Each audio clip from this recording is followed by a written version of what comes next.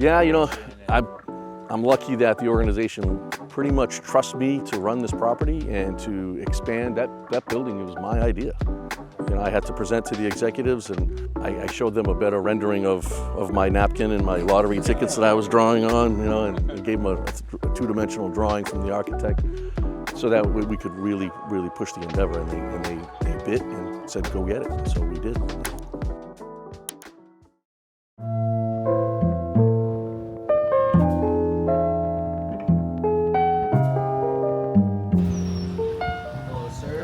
Good, how are you? You guys been here before? No, first time. It's only one way in, one way out, so and then you can see these guys on golf carts and stuff. They're going to be in the building, the bigger building to the right. Yeah. Okay, so just park her in the back and head on down and have some fun. Perfect. Enjoy it. Appreciate it. Thank you. Thanks. Have a good day. You too.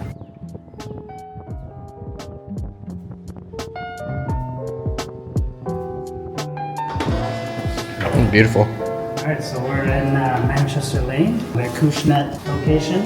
We got Rich DePrado here to meet you guys as How well. you doing? Sir Rich. Giving the tour. Got your names on the screen up there. JP, yeah. Hey Rich, I'm Sean. Nice to meet you. Ash. Thanks for coming on, guys. Yeah, Rich is gonna show you around the property. We'll get your stuff put upstairs wherever you want it. So we bought this property in 1975.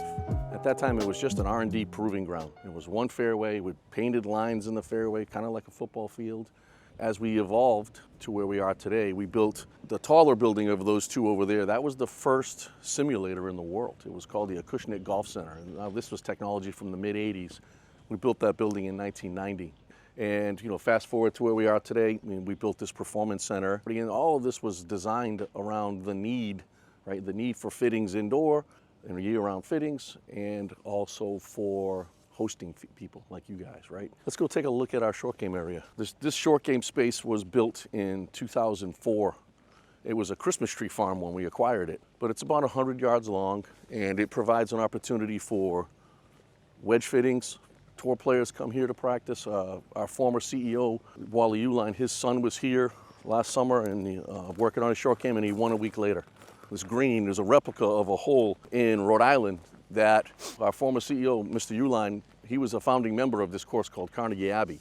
And he liked this green so much that he asked us to design one here to replicate it in our short game space when we acquired this property. But the bunkers now, instead of having real sod, we actually use recycled turf, artificial turf. We found a company in the UK called Eco Bunker. They were just using real sod. And what happens in this environment, they would decompose kind of quickly, and we were rebuilding them every 3 years. And it was an expense. They told us we'd get 20 years out of it. So this will be 8 years since we've retrofitted them. When you get up close to it, you can actually see that it's fake. It's artificial turf. This was like a field hockey turf in the UK somewhere. We own 152 acres here. A lot of it's wetlands, so you can't really do a lot with that, and a lot of it's ledge, and we'll explore that portion of things. But I'm trying to add like 3 or 4 more holes here into the tree line so that we can maybe, when we host an event, we can maybe play 5 holes of golf, right? Just a unique kind of something different. We're not going to build an 18-hole golf course here. It's not practical. But 4 or 5 holes, spend some dough and have a better experience, an elevated experience, right? Because the experience is pretty good right now. You guys just got here, but by the end of the day, you'll be like, wow, this is pretty cool. Join me this way, please. I'll introduce you guys to Steve. Steve, you got a second? Steve Tobin, he's our longest tenured employee in Acushnet Company. He has 55 years with the organization. He was hired by the nurse. We didn't have HR back then. Sent me upstairs and talked to the nurse, filled out the paperwork. Okay, you start on Monday, and I've been here ever since. Wow. Picked a good company to Oh, stick with. definitely. Yeah, definitely. We talked about our software engineers. They build all the tools for us to conduct a robot test. They build tools for us to understand what's going on with the golf ball. So, Chad, could you hit a few shots for me, please? So you'll see the launch monitor flash at impact. And that's the images it sees, right? And then from that, it tells us how fast was the ball going, what was the backspin. So this is our launch monitor right here, right? So it has a club system and a ball system. It's comprised of xenon strobes and 2 stereoscopic cameras for each system. And basically the way this works is we have these dots on the toe and these stripes on the hosel, and we have these dots on the golf ball. As the event starts to happen, the club head will pass a laser and it will tell the launch monitor something's about to happen. I want you to be ready. Right. Golf ball and the golf club meet. Every golf club has its own unique identifier. So when he puts it in the robot and it takes an image of this, it knows what club it is. Right. We know how many hits are on this club. That's We sick. have hundreds of thousands of hits on our irons and 4,000 or 5,000 hits on our drivers. Right. Because we hit it in the same spot all the time, we eventually break the faces. Wow.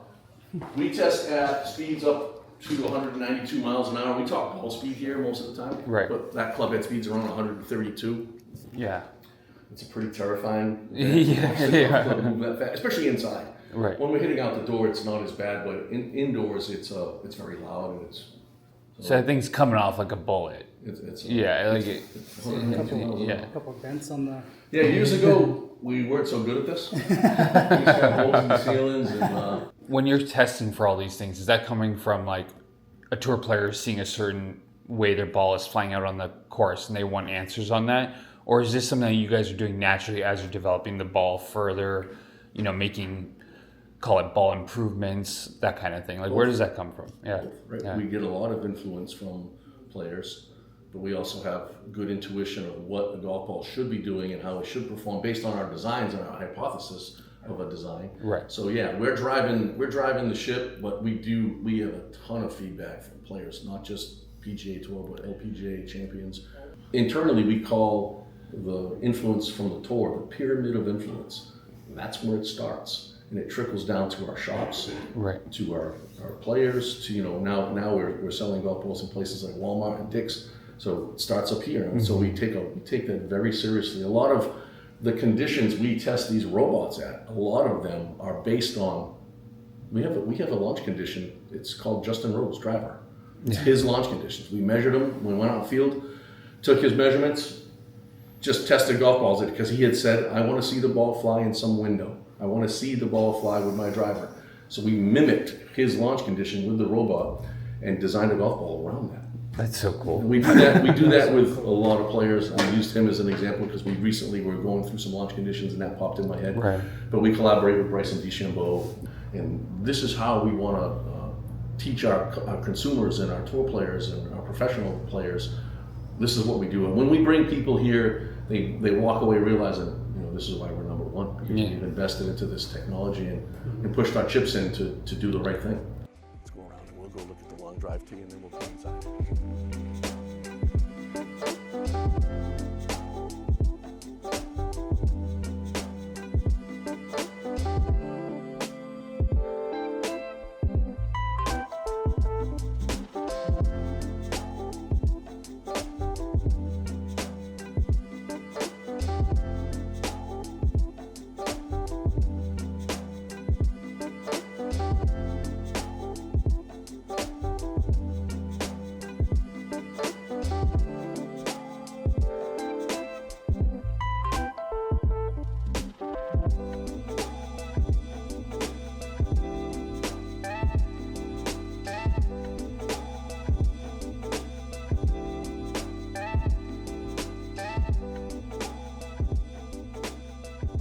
We had this wide open, so it looks even bigger. And the carts are typically, on a nice day, the carts will be out on the tee and this space opens right up.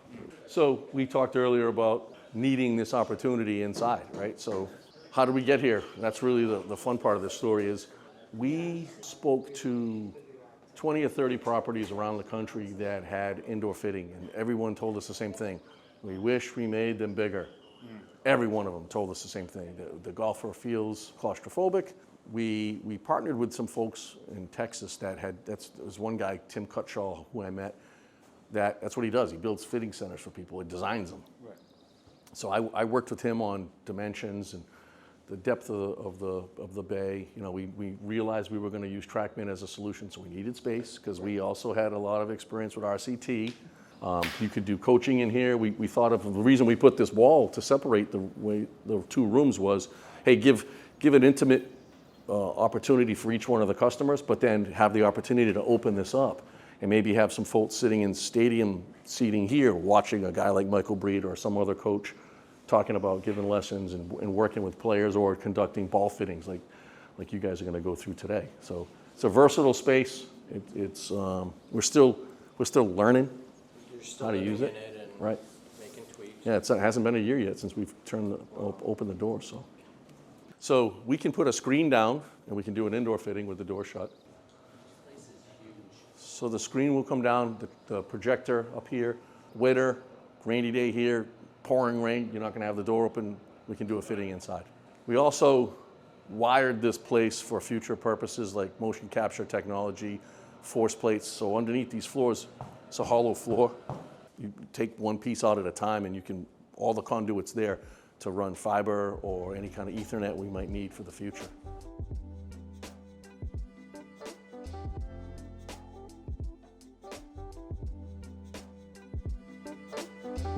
We're great.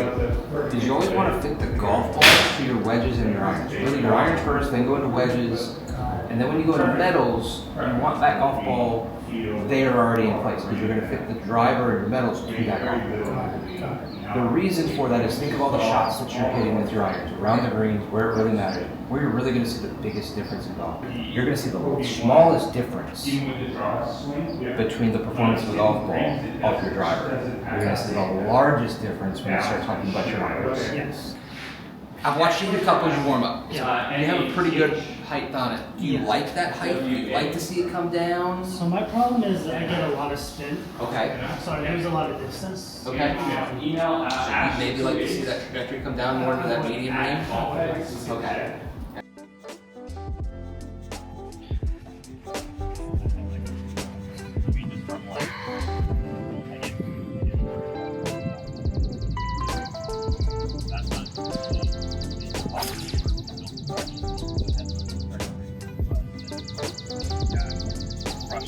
Good swing. My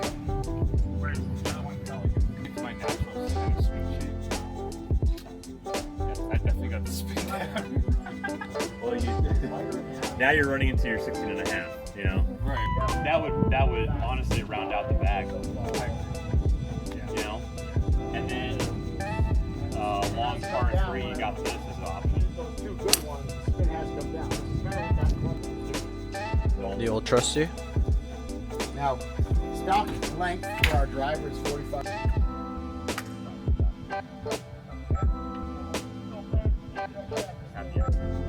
They actually accept it.